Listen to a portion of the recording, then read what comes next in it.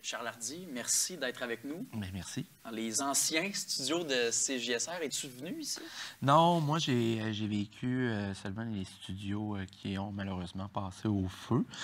J'étais revenu là, voir ces studios, ces nouveaux studios, voir Stéphane Lépine aussi.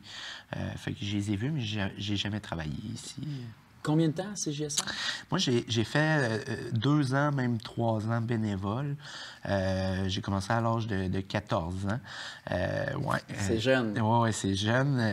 En fait, c'est ce qui a confirmé la passion que j'avais un petit peu pour la télévision. Puis c'est ce qui m'a confirmé que je devais aller étudier en production télévisuelle. Donc, c'est ça, j'ai le Festival de la Grosse Bûche de Saint-Ramon. On avait un petit mobile qui filmait la scène principale à ce moment-là. Donc, j'étais caméraman dans ce temps-là. Puis, c'est ça, par la suite, suite à mes études, là, je suis revenu travailler comme salarié pour CJSR pendant un an à peu près. Et tu as commencé à 14 ans à la station. Moi, à 14 ans, je savais même pas ce que je voulais pour manger, comme souper. Raconte-nous le moment où toi, tu t'es dit « Hey, je vais aller faire ça parce que tu as mentionné la passion. » Mais elle vient d'où, cette passion-là, pour la télé? Bien, j'ai toujours été quelqu'un qui tu sais, au secondaire, j'étais impliqué beaucoup dans les galas Méritas, dans tout ce qui était théâtre, improvisation. Donc, ça a toujours été pour moi, là, les arts et la culture, quelque chose que j'avais un attachement particulier. J'ai voulu devenir comédien aussi dans ma jeunesse. Mais c'est vraiment quand je suis venu ici que j'ai vu la technique, aussi comprendre la réalité au moment de faire un choix entre aller en théâtre ou aller en production télévisuelle, la réalité des comédiens, que peut-être la réalité des techniciens est un peu plus facile à ce niveau-là. C'est plus facile de faire sa place, c'est plus facile aussi avoir quelque chose sur la table pour manger, je peux le dire comme ça. Donc, c'est vraiment suite à mon passage ici que j'ai vraiment aimé. J'avais fait de l'animation aussi un petit peu devant la caméra à CJSR. On fait un peu de tout ici à CJSR. J'avais fait de la régie. Principalement, je faisais de la caméra. Moi, c'était la caméra vraiment qui me passionnait. L'image, puis le détail, puis l'éclairage, puis de voir les textures qu'on peut faire dans la caméra. Fait que j'ai fait de la peinture. Fait que je dirais que faire la caméra est un peu un tableau en soi. C'est un peu peindre d'une façon différente, avec un médium différent, bien évidemment. Mais c'est quelque chose qui me rejoignait sur la création. Donc, moi, mon passage ici à CJSR a été marquant à ce sens-là. Puis, Charles, si je reprends ta métaphore de la peinture que je trouve très intéressante, là, si toi, tu regardes ta toile de CJSR, là, toutes tes années, là, depuis que tu as commencé, tu avais 14 ans, tu as testé un peu, tu as touché à tout. Tes plus beaux souvenirs, c'est quoi? Bien, c'est sûr, j'en ai parlé un petit peu, le festival La Grosse Bûche de Saint-Ramon, parce que, bon, on était quand même une grosse équipe. Je pense qu'on avait 4 ou 5 caméramans là-dessus, à l'épaule, au trépied. Puis le festival La Grosse Bûche de Saint-Ramon, dans ce temps-là, attirait quand même des gros noms. Je me souviens, on avait fait la compagnie créole. Pour moi, à ce moment-là, c'était quand même des gros noms. Je pense aussi, je me souviens, un souvenir d'Éric Lapointe. Fait que, c'était aussi de voir mes premières expériences avec le show business, puis de voir mes images sur des écrans géants. Fait que c'était super intéressant, c'était super trippant. C'est sûr que, bon, par la suite, tous les bulletins auxquels j'ai pu participer d'Info CJSR, des rencontres mémorables avec différentes personnes dans le comté de Portneuf, des gens que je croise encore aujourd'hui, aujourd'hui, puis qui me disent « Hey, salut Charles », puis qui se souviennent de moi comme étant le petit jeune derrière la caméra. Ils te reconnaissent? De CJSR, oui, bien sûr. On est dans des petites villes, tout le monde se parle, tout le monde se connaît, donc évidemment qu'il y en a qui savent et qui me reconnaissent encore comme étant le petit garçon. Le petit gars de Pont-Rouge. Le petit gars de Pont-Rouge qui était derrière la caméra de CJSR. Charles, maintenant, tu travailles dans le milieu. Qu'est-ce que tu fais exactement? J'occupe plusieurs emplois, en fait. Je suis en régie, caméraman multifonction, aiguilleur aussi à l'Assemblée nationale du Québec. Mais je suis aussi dans le domaine du cinéma. Donc, je suis principalement électro-machinaux, éclairagiste et machinaux. Donc, sur les plateaux de cinéma, que ce soit en film, en publicité ou en série. Donc, c'est ça, principalement là, sur différents plateaux. On a des belles équipes à Québec avec qui j'adore travailler. Puis, les projets se succèdent et s'enchaînent et c'est vraiment le fun. Bien, il y en a un gros projet aussi. Je pense que c'est en 2019. C'est un projet, oui, un tournage américain. Exact. C'est quoi? C'est Barskins, qui a été tourné à Québec. C'est une série américaine là, où on tournait à Valcartier. On avait construit un village, littéralement. Donc, c'est une série d'époque. C'est National Geographic qui est le diffuseur de cette série. Donc, c'est une histoire là, qui est sur les colons français qui arrivent ici en Nouvelle-France.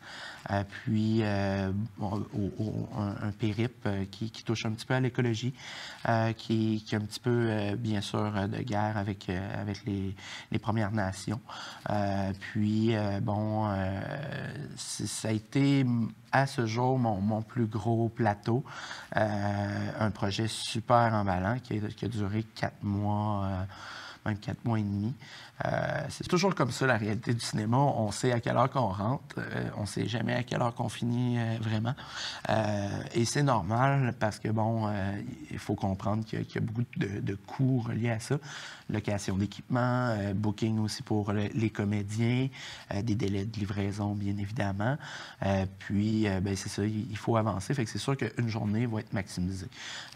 Nous, on a un syndicat qui s'appelle l'Actis qui protège très bien ce volet-là. Donc, on va parler souvent d'un 5-5, donc 5 heures avant le repas, 5 heures après le repas, ou un 6-6. Même chose, 6 heures avant, 6 heures après. Puis, en québécois, on va essayer de respecter ça puis de ne pas trop dépasser parce que, bon, de un, il y a des coûts aussi pour la production en overtime. Puis, ça coûte quand même cher pour une équipe de 50, 100 personnes parce que, oui, les gens ne le savent pas souvent à la télé, mais quand on regarde une série où c'est rarement fait à 5 ou 6 personnes. On a beaucoup plus. Beaucoup plus. Puis ça, bien, c'est sûr que mon passage ici à CJSR a aidé, pas, parce qu'ici, on fait tout. Hein. Comme je l'ai dit tout à l'heure, on touche à tout. Fait que c'est sûr que dans ma carrière, d'avoir compris autant à la caméra, autant au son des choses, autant avec les intervieweurs, les animateurs, leur réalité, leur stress, bien maintenant, c'est sûr que sur les plateaux, que ce soit cinéma ou télévision, bien c'est sûr que je peux avoir un œil ou une oreille attentive à certains petits détails que, bon, des collègues qui n'ont pas passé par le même parcours que moi d'une multifonction m'apportent et m'aident en soi. Parce que, si je comprends bien, tu t'es mis dans la peau puis tu as vécu un peu ce que les autres vivent aussi grâce à CJSR. Exact. J'ai fait de l'animation, moi aussi, fait que je me suis retrouvé à certains moments quand un animateur n'était pas disponible ou autre. Tu remplaçais? De remplacer, exactement, devant la caméra. Donc, j'ai vécu un peu qu'est-ce que pouvait être le feeling qu'on a devant la caméra, puis qu'est-ce que aussi, veut pas... où la technique peut être dérangeante, puis où la technique peut être facilitante pour le travail d'un comédien ou d'un animateur. C'est sûr que c'est une expérience que je recommande à tous. Et comment tu as trouvé ça, faire de l'animation? Parce que j'imagine qu'à ce moment-là, tu disais, bon, moi, je sais que c'est plus l'éclairage, la caméra, plus en arrière, le mécanisme, mais tu t'es dit, je vais me lancer, je vais animer. Comment tu as trouvé l'expérience? Bien, j'ai bien aimé. J'ai bien aimé, mais je laisse ça aux professionnels comme toi. Je préfère toujours être derrière la caméra, c'est sûr. Mais oui, j'ai bien aimé. Ça n'a pas été désagréable. J'ai fait des belles rencontres grâce à ça aussi. Mais c'est ça.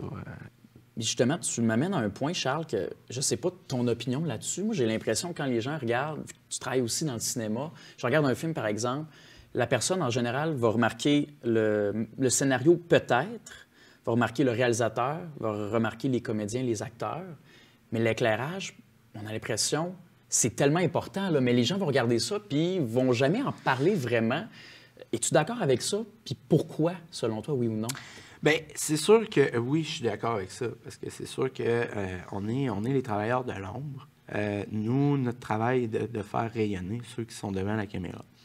Un travail en éclairage qui va être bien fait, mais justement, tu n'en parleras pas. Un travail d'éclairage qui va être mal fait, là, probablement que tu vas en parler, puis tu vas le voir. Donc, tu sais, l'éclairage peut créer un décor, mais peut aussi tout gâcher un décor. Comme si on fait une émission pour enfants, exemple, puis au lieu de mettre des choses colorées, ben moi j'arrive avec du rouge puis du contraste, tu sais, un peu pour un film d'horreur, ben c'est sûr que ça colle moins. Ça fait mal à la rétine, le jaune flash, là. Exact. Fait que c'est sûr que, tu sais, de like it makes it or breaks it. Tu sais, ça peut vraiment créer quelque chose, ça peut vraiment briser quelque chose. Fait que nous, notre travail, c'est normal qu'on ne le remarque pas. En fait, on va le remarquer, on va l'apprécier dans son ambiance générale. C'est dans l'inconscient de la personne.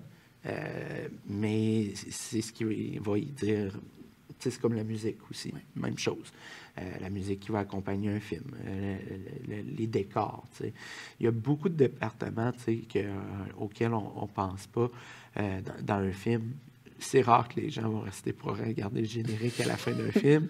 On le sait tous. Nous, c'est sûr que c'est un bon pour nous d'avoir notre nom dans un générique. On est fiers de ça. On est fiers d'avoir participé à ces productions-là. Puis quand le film, exemple, gagne un prix, ou quand la série gagne un prix, ben, on le sait qu'on a contribué quand même à cela. Puis toi, ça n'a pas l'air de te déranger du tout, là. Tu l'assumes pleinement. Je l'assume pleinement parce que c'est un travail d'équipe. De toute façon, les comédiens, la plupart des comédiens vont reconnaître le travail des techniciens. Ils vont toujours nous saluer puis nous dire félicitations en début ou en fin de tournage. Donc, les comédiens, ils savent que s'il n'y a pas un spot pour les éclairer, ben ils peuvent pas rayonner. On les voit pas du tout, en fait. On les voit pas du tout, exactement. Fait que les comédiens sont au courant de tout ça, surtout les comédiens québécois.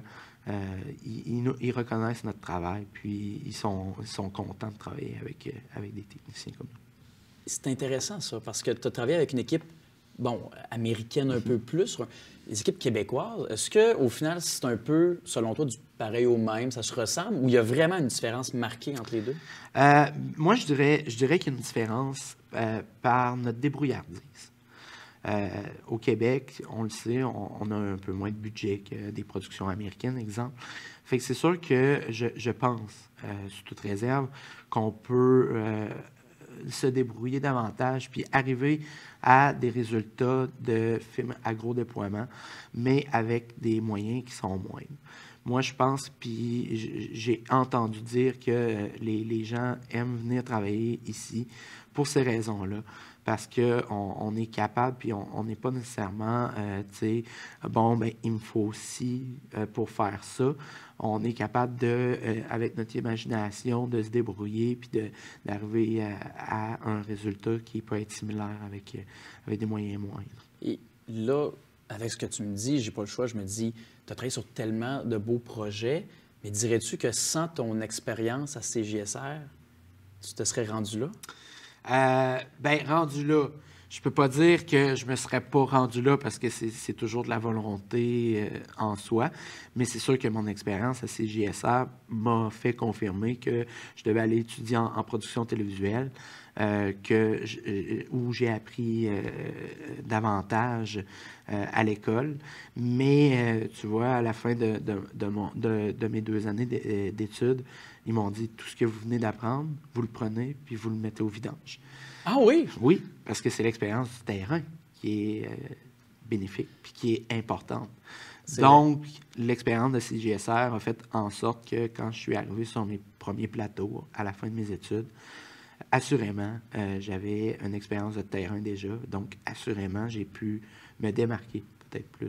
Tu cherchais pas trop les fils en arrivant. Non, effectivement. Charles, si je te demande ce que ça représente maintenant, CJSR, pour toi, puis comment tu vois ça, pas de mauvaise réponse, mais pour les années à venir? Bien, CJSR, c'est sûr que c'est notre télévision régionale. Donc, pour moi, c'est d'où l'information me vient avec les journaux aussi régionaux.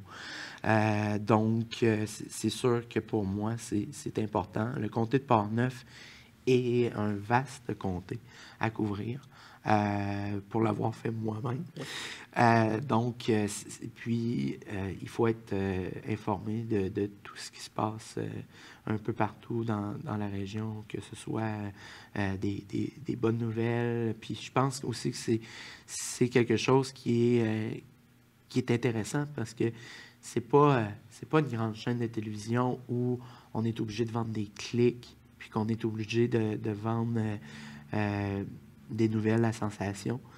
On peut vraiment parler de belles histoires, aller plus en profondeur, puis vraiment intéresser la population à de la nouvelle qui n'est peut-être pas habituée, mais qui, je pense, devrait être mis davantage de l'avant, surtout ces années-ci.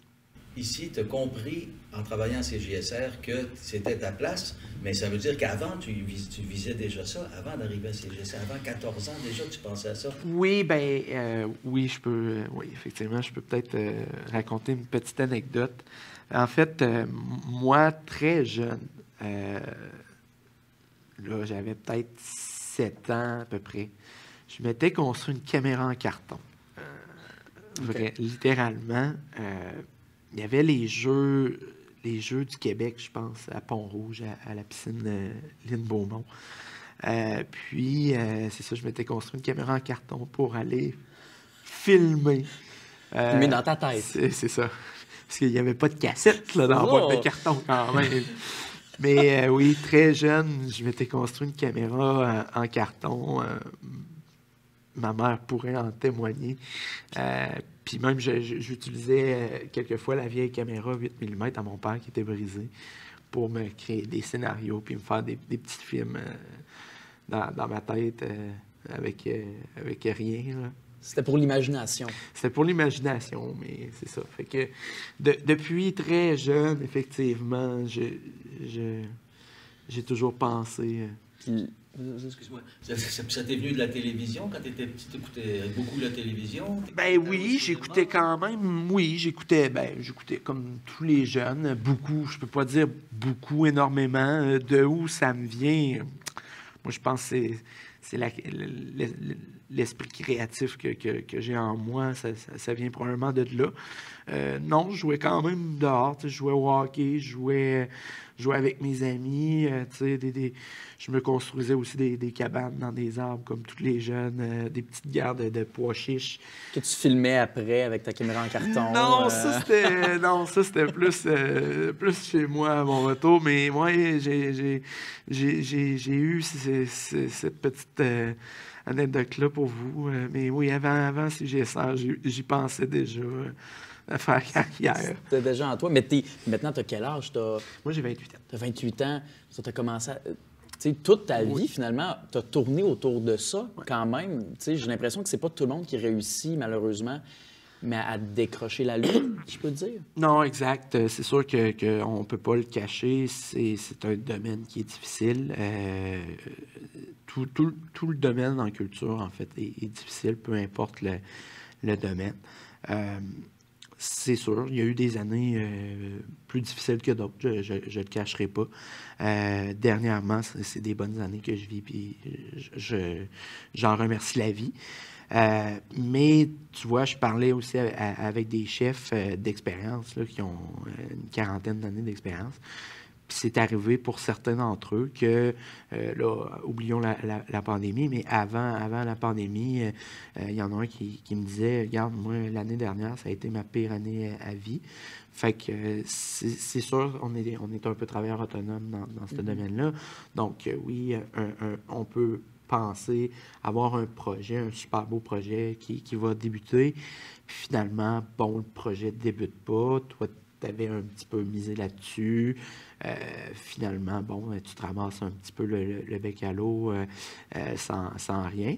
Mais c'est ça. Fait que c'est sûr qu'en tant que travailleur autonome, nous, il faut s'assurer d'avoir toujours des bons coussins financiers parce qu'on n'est pas à l'abri d'avoir 3 ou 4 mois de travail manquant. Tu vois, moi, pendant la pandémie, je salue les techniciens qui sont enceintes parce qu'eux l'ont eu vraiment dur. Nous, du côté du cinéma et de la télévision, j'ai été très surpris. Ça a recommencé quand même assez rapidement.